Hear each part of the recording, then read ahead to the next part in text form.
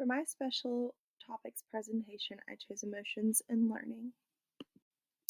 I've noticed recently that emotions in education has become more of a popular topic. It's being talked about more, and there's a push for new procedures and techniques to deal with these emotions. There, I've seen a lot of social emotional learning within the school systems and through trainings. This has been especially present after COVID-19, and I've noticed more and more as more technology is in children's lives. We're seeing more big emotions or tantrums almost, just because students are not able to regulate their own emotions. Learning is greatly impacted by emotions. Students that have dysregulated emotions are not able to retain information, are not able to focus, are not motivated to learn new things. That emotion is in the forefront of their brain. A couple key terms for this presentation and for this topic is social emotional learning, or SEL. That is the development of skills to manage emotions. Retention is the ability to recall, recognize information that has been previously taught or learned. Dysregulation is any kind of impairment of the psychological process. Cognitive load is the amount of memory space or the amount of information being in your brain. If there's too much cognitive load, then it can affect learning.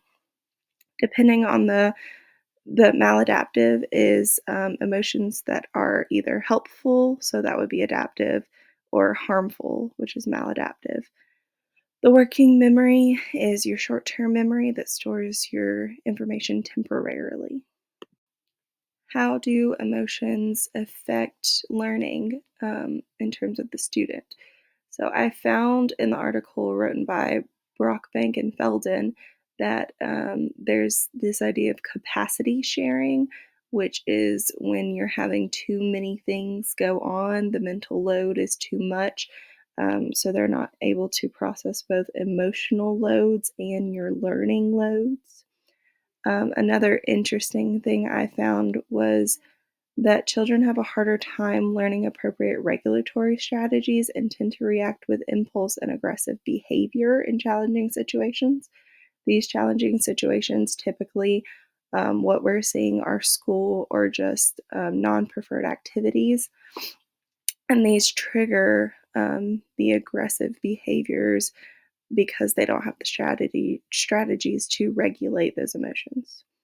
Another very important aspect of emotions are based off of certain tasks and how they have emotions related to those. So, a specific activity that a student views as positive would come with more positive emotions, whereas the opposite is true for negative emotions causing negative behaviors. So, what does this mean for teachers and instruction? With this information, we can develop new strategies to counteract these negative effects. There are many studies on social emotional learning and how emotions affect learning, specifically in elementary schools. These things can teach emotional intelligence, regulation tactics, positive encouragement is a huge thing. And there are some studies that show teachers are also positively impacted by these teachings and these ideas. I've provided 3 resources if you're interested in learning more on this topic. The first one is an article by the National Education Association, just kind of the effects of social emotional learning practices on student mental health. The second one is a podcast. They are not specifically social emotional learning, but a lot of the things they talk about on this podcast revolve around social emotional learning. And then last is a TED Talk by Jambor. And this is specifically about childhood trauma and how the SEL principles have an effect on that and can have positive effects.